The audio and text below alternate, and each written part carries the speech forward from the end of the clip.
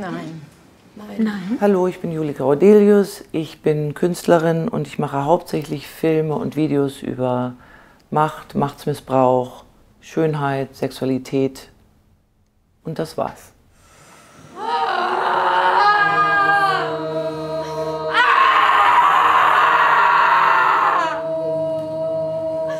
It's true because I feel it. Ist eine deiner letzten Arbeiten, die wir auch zu sehen bekommen bei Double Feature. Und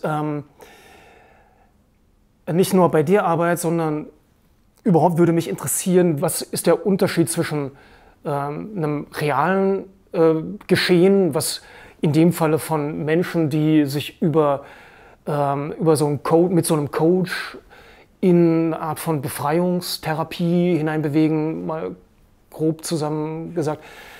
Wie ist der Unterschied zu dem, was du daraus machst? Ich habe eigentlich in allen meinen bisherigen Arbeiten, außer in dieser Arbeit, mit einem realeren Setting gearbeitet. Und mir war es auch immer total wichtig, dass das Setting zwar zum großen Teil gebaut war, aber noch ganz viele Anknüpfungspunkte an einen wirklichen Ort hatte, um diese Art Friction zwischen Realität, Inszenierung und solchen Sachen hinzubekommen. Und ich habe bei dieser Arbeit zum ersten Mal eigentlich mit einem beinahe abstrakten Ort gearbeitet. Bei dieser Arbeit ist eigentlich der Ort das Licht. Also in all meinen anderen Orten sind die Orte wirklich immer so Anhaltspunkte, Büro der Macht oder cheesy, aber teures Hotel. Oder Glasvilla. Genau, Glasvilla, Swimmingpool, Das sind alles eigentlich so ganz klare Signifiers für Klasse. Und mich interessiert Klasse extrem. Und irgendwann habe ich gedacht, nee, ich traue mich, das übers Licht zu lösen, weil das ursprüngliche Bild, und das ist eigentlich nicht wirklich logisch, war ein Heuschober. Könnte ich mir aber mit dem Setting auch ganz gut vorstellen. Und da fällt im Sommer das Licht schräg durch diese Latten. Wo man hochklettern muss, eigentlich Genau. auch über so eine Leiter. Ja. Genau. Und die sind oft nur aus einer Lage Holz gebaut und dann fällt halt zwischen diesen Latten immer das Licht so schräg rein. Und ich wollte halt einen Ort haben, der so ein totales Klischee von Ursprünglichkeit ist, weil das natürlich in diesen ganzen Kursen auch ganz wichtig ist, ne? Diese Tagungshotels, die dann im Kloster Bladibla mit dem Kräutergarten 1, 2, 3 und so weiter stattfinden. Also alle diese Sachen, die Ursprünglichkeit quasi zeigen oder vermitteln sollen, die sie meiner Meinung nach nicht mehr haben. Das Licht habe ich zusammen entwickelt mit Marie Zaire, das war die Director of Photography für den Film. Das war wirklich auch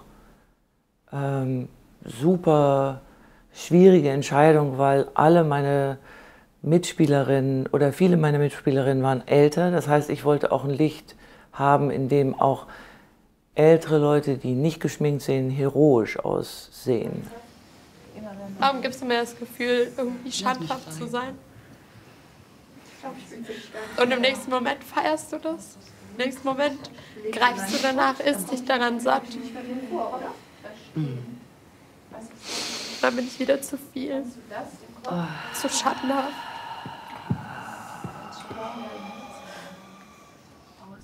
Wie stark geht es dir um die Betrachterinnen und Betrachter? Es geht mir sehr, sehr viel über die Betrachterinnen, weil ich halt gerne möchte, dass die Leute sich meine Arbeiten angucken und die denken so, oh, ist ja komisch, oh, ist ja ein bisschen witzig, oh, was machen die denn da? Und ich hoffe halt, und ich habe auch gehört, dass das oft funktioniert, dass Leute dann irgendwann denken, ah, das ist ja jemand, der ist beinahe so wie ich. Und dann in der nächsten Szene, oh shit, das bin ich. Und dann bin ich das auch. Aber ich versuche es so offen zu lassen, dass es keine Komödie wird und auch kein Slapstick und auch keine Satire. Ja. Die Leute, mit denen ich arbeite und die Mitspielerinnen sind, die wähle ich aus, weil sie was haben, was mich sehr interessiert und was auch mit einem Thema zusammenhängt, was ich meistens kritisch angehe. Das heißt also, ich habe immer dieses Balance-Spiel zwischen das, was ich kritisieren möchte, gut darstellen zu können und gleichzeitig die Mitspielerinnen, die quasi ihr Gesicht in dem Film hinhalten, nicht übel zu behandeln. Und das ist halt schwierig. Und gleichzeitig ist es aber total spannend, weil man halt von Leuten, die einen Teil von sich selber spielen und ein Teil von mir angeleitet werden, natürlich immer was mitbringen, was ich immer befürchtet habe, dass ich das nicht schreiben kann. Das ist echt anstrengend, aber ich würde nicht sagen, dass ich aktuell eine Sexualität wirklich habe. Also ich bin mir sicher, da ist noch Platz, aber es ist schwierig, da irgendwie dran zu kommen, mit dem ich mich auch öffnen kann, hingeben kann und das Ganze dann irgendwie mal zu entdecken, wie selbst. Ich meine, man kann das ja nicht abschneiden. Das ist ein Teil von der Seele. Sexualität ist ein Grundbedürfnis, gehört zum Menschen. Und das ist einfach ein emotionaler Teil meiner Seele, wo ich absolut keinen Zugang zu habe.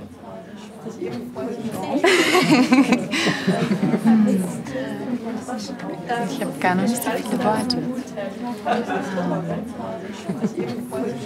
Ja, es ist schön, dich anzusehen, dir zu begegnen. So viel Offenheit und Wärme. Ich fühle mich wohl.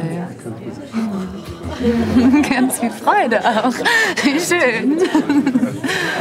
Holger.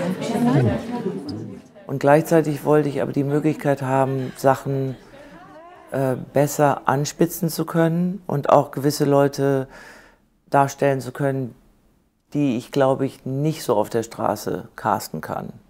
Und deswegen habe ich mich dann entschlossen, es quasi mit Schauspielerinnen zu machen. Und dann habe ich eigentlich immer noch gedacht, dass ich mit ihnen improvisieren würde.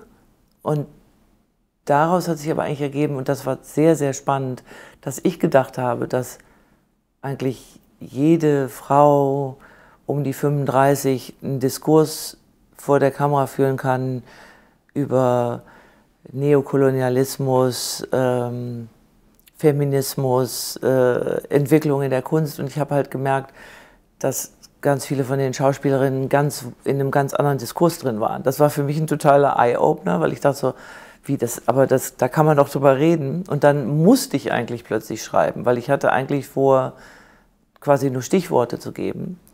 Und dann habe ich eigentlich gemerkt, dass ich das tatsächlich schreiben kann. Und das war für mich so die große Befreiung, weil das heißt eigentlich, dass ich jetzt Sachen schreiben kann. Das heißt, ich bin weniger abhängig vom Zufall und ich werde, glaube ich, in der nächsten Arbeit so eine Art Melange aus diesen zwei Systemen machen. Das heißt, ich werde wahrscheinlich schreiben, aber mit Leuten arbeiten, die ich... Mit Laien. Genau, ja.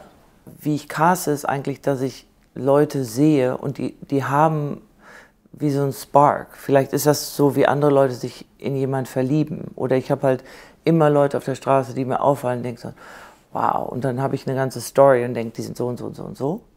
Und dann spreche ich die halt an und fange halt mit denen an zu reden und zu arbeiten auch oft.